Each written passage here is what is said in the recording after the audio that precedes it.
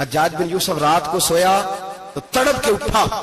کیا ہوا؟ گھر والے کہنے لگے کیا ہوا؟ کہنے لگے سعید بن جبیر خواب میں آئے اور کہتے ہیں اٹھ مجھے بتا تو نے مجھے کیوں قتل کیا، بتا کیوں مارا. اگلی رات پھر سویا تو وہی خواب، پھر سویا تو وہی. گناہ نفسیاتی مریض بنا دیتا ہے. ظلم تجھے مخبوط الحواس کر دیتا ہے. جب تو زیادتی کرتا ہے تو اللہ فرماتے ہیں کہ تو اللہ کو بھولتا ہے، اللہ تجھے اپنا آپ بھلا دیتا ہے. پھر تو بھول جاتا ہے، پھر تو سیدھے رستے پہ چلتا ہے پر بھٹک جاتا ہے، پھر تو صحیح رستوں کا تعین کر کے بھی گمراہ ہوتا ہے، پھر تو روز وہی گاڑی چلاتا ہے پر اب جب تو بریک لگاتا ہے تو نہیں لگتی. جب گناہوں کے ساتھ تو مخبوط الحواس ہوتا ہے تو روز وہ کاروبار کرتا ہے، لیکن جب تیرے گناہ تجھے گھیر لیتے ہیں پھر اسی کاروبار میں تو نقصان اٹھاتا ہے.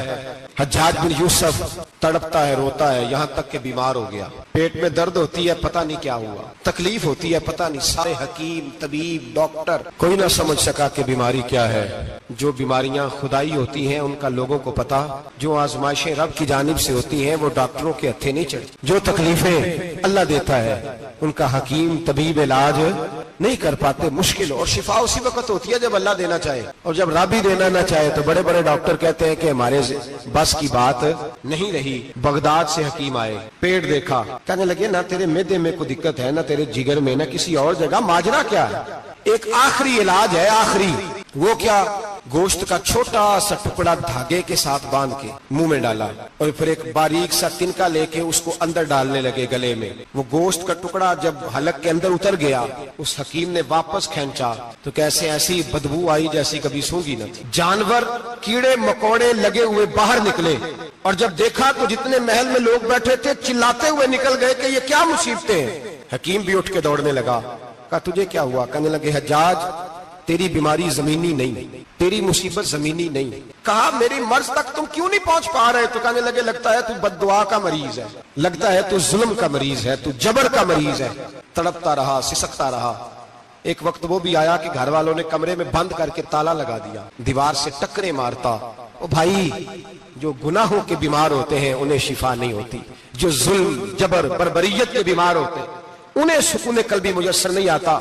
دوائیاں ان بیماریوں کی بنی ہوئی ہیں جو بیماریاں زمینی ہیں، جو بیماریاں خوراک کی بد پرہیزی سے ہوتی ہیں، جو گناہوں کی بد پرہیزی سے ہوتی ہیں. ان کی بیماریاں، ان کی شفا توبہ ہے، ان کی شفا رجوع اللہ ہے، ان کی توبہ اللہ سے معافی مانگنے سے شفا ہوتی ہے. حجاج جب مرنے لگا تو بلایا، یہ رنگ بھی ذرا ملاحظہ کیجیے گا، 2-4 قریبیوں کو بلایا. پتا ہوتا ہے نا اپنے کرتوتوں کا آدمی کو، پتا سارا ہے سردار لوٹیتی ہے تو پتا ہوتا ہے سارا. بلا کے کہنے لگا جب میں مر جاؤں تو مجھے رات کو دفن کرنا.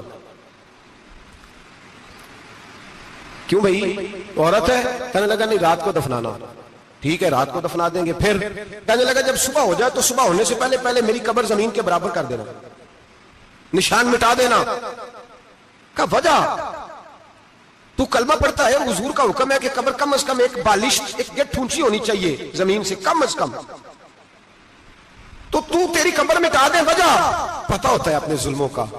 کہنے لگا مجھے پتا ہے لوگ میرے مرنے کے بعد میری قبر بھی نہیں چھوڑیں گے. دنیا میں تو میرے جبر کی وجہ سے کوئی آ نہ سکا، لیکن میری قبر بھی لوگ جنازوں میں باتیں شروع کر دیتے. جنازوں میں نے ایسی بھی داستانیں سنی ہیں کہ کوئی مرا تو لوگ جوتوں کا ہار قبر پہ ڈالا ہے. نہیں بھائی تو جب زندہ تھا تو تیرے جبر ظلم کی وجہ سے نہیں کو بول سکا. ایک تو ہے قیامت میں حساب ہوگا، یہاں دنیا میں حساب ہونے لگتا ہے. اتنی لمبی زبانیں لوگوں کی لٹک کر مرتے وقت باہر نکل آتی ہیں. دعا کریں، جمعہ ہے، اللہ تعالیٰ ایمان کی موت عطا فرمائے. دعا فرمائے رب تعالیٰ اللہ تبارک و تعالیٰ توبہ کر کے جانے کی توفیق عطا فرمائے. جاگے اور سنے اور دعا کرے اے اللہ تو ہمیں ظلم سے ویسے ہی محفوظ فرما. اگر ہم زیادتی کرنے لگے تو اے اللہ ہمیں اس سے منع فرما، ہمیں اس سے تو یہ توفیق دے کہ ہم باہر آ جائیں اس گناہ سے. اللہم صل علی محمد وعلی آل محمد كما صليت على إبراهيم وعلى آل إبراهيم إنك حميد مجيد. اللهم بارك على محمد وعلى محمد كما باركت على إبراهيم وعلى آل إبراهيم إنك حميد مجيد. میرے بھائی، ایک تو دنیا میں سزا ہے، پھر قیامت کی سزا ہے، اور وہ زیادہ سخت ہے، زیادہ سخت ہے. ہم لوگوں نے نا ہیلے بہانے بڑے بنائے ہوئے ہیں. بینک کے ساتھ کاروبار کرنے والا کہتا ہے نہیں نہیں مجبوراً لیا ہے، مجبوراً. مر رہا تھا تو آخری لبوں پہ تھا تو جائز ہے، جائز ہے. اس وقت جب تجھے کھانے کو لقمہ نہ لگے تو حرام کھانا بھی جائز ہے. کیا دقت تھی؟ کیوں اللہ رسول کے مقابلے میں کھڑا ہوا تو؟ کیوں سود کا دھندا کیا؟ کیا تکلیف تھی؟ کہاں تو الجھ گیا تھا؟ ہم جان بوجھ کے اپنے لیے جہنم کٹھی کرتے ہیں، پھر کہتے ہیں سکون نہیں زندگی میں. کہاں سکون آئے گا؟ کیسے آئے گا؟ ہم نے خود آگ لگائی ہے چمن میں اپنے. جو قیامت کی سزا ہے، میرے نبی پاک علیہ السلام نے فرمایا رب تمہیں سامنے کھڑا کرے گا. اور کس طرح کھڑا کرے گا؟ فرمایا لوگوں کے وجود سے کپڑے اتر جائیں گے، زمین اس طرح دہکے گی جس طرح تانبا زمین پہ رکھا جائے اور آگ جلائی جائے. تانبا دیکھا آپ لوگوں نے؟ یہ بھی گرمی گزری ہے نا، تو فرش پر جب سورج پڑتا تھا تو ننگے پاؤں چلا نہیں جاتا تھا. صحیح کہہ رہا ہوں؟ ننگے پاؤں، بچے کا پیر زمین پہ لگتا تو چیخ اٹھتے، کہتے وہ جل گیا پیر. حالانکہ یہ فرش دنیا کے. اگر تانبے کے اندر خاصیت ہے کہ اگر کوئی دھات جلدی اور زیادہ گرم ہوتی ہے تو وہ تانبا ہے. میرے نبی نے مثال دی تو اس کی ری جو سخت تھا، فرمایا تانبے کی طرح زمین تپائی جائے گی اور پھر ننگے پاؤں رب تمہیں کھڑا کرے گا. آج سورج کی پشت تمہاری جانب ہے، قیامت میں منہ تمہاری جانب ہوگا. نیزہ آپ نے دیکھا ہوگا، نیزہ ہوتا تھا. فرمایا یہ جو تم نیزے دیکھتے ہو صرف 1.25 نیزے کے برابر سورج قریب آ جائے گا اور پھر اللہ تمہیں سامنے کھڑا کر کے تم سے سوال جواب کرے گا. اور حضور نے کہہ دیا ہے تو اب کسی نعت خواں کے کہنے سے بات بدل سکتی، کسی پیر کے کہنے سے جملہ بدل سکتا، کسی خطیب کے کہنے سے فکر نہ کرنا وہ سامنے جنت پڑی ہے، اب بات بدل سکتی. خدا کی رحمت پر بھروسہ رکھنا ضروری ہے، نبی پاک کی شفاعت کی امید رکھنا. بولیے. لیکن جو حضور نے بیان کیا ہے اس کو ماننا بھی یہ بھی ضروری ہے. میرے نبی پاک نے فرمایا اللہ تم سے حساب لے گا اور اللہ پوچھے گا، تم نے جواب دینا ہے. حضور کس کس شے کا؟ فرمایا جو پہنتے ہو اس کا جواب نہیں دینا، جو کھاتے ہو اس کا جواب نہیں دینا، جو اللہ کے راستے میں دیتے ہو اس کا جواب، باقی ہر شے کا جواب دینا ہے. ادھر جو پلاٹ ہے اس کا بھی جواب دینا ہے، اور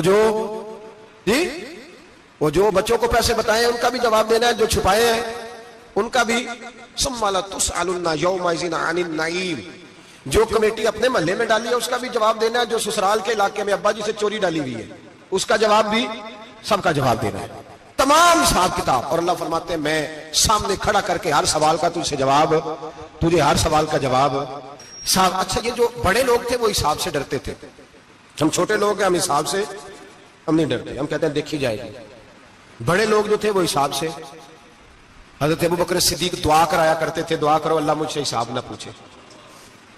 حضرت عمر فاروق رضی اللہ تعالیٰ عنہ اپنے بیٹے سے کہتے تھے بیٹا اپنے باپ کے لیے رحمت کی دعا کرنا، میں درگزر والا ہوں، میں حساب والا کوئی نہیں. بڑے لوگ ڈرتے تھے، بڑے لوگ. حضرت عثمان غنی قبر پہ کھڑے ہوتے تھے تو داڑھی آنسوؤں سے بھیگ جاتی. غلام کہتے ہیں حضور 3 دفعہ نبی پاک نے آپ کو جنت کی بشارت دی ہے، 3 دفعہ بشارت دی ہے، تو آپ کیوں اتنا روتے ہیں؟ عثمان غنی فرماتے جس رسول نے مجھے جنتی کہا ہے اسی محبوب نے مجھے فرمایا تھا عثمان قبر آخرت کی منزلوں میں سے پہلی منزل ہے. اور آپ فرماتے میرے تو کمرے میں دیا گل ہو جائے تو مجھے ڈر لگتا ہے، اس میں تو مکمل اندھیرا ہے. آپ فرماتے کھڑکیاں بند ہو تو دم گھٹنے لگتا ہے، اس کو تو دروازہ ہی کوئی نہیں، روشن دان تک نہیں.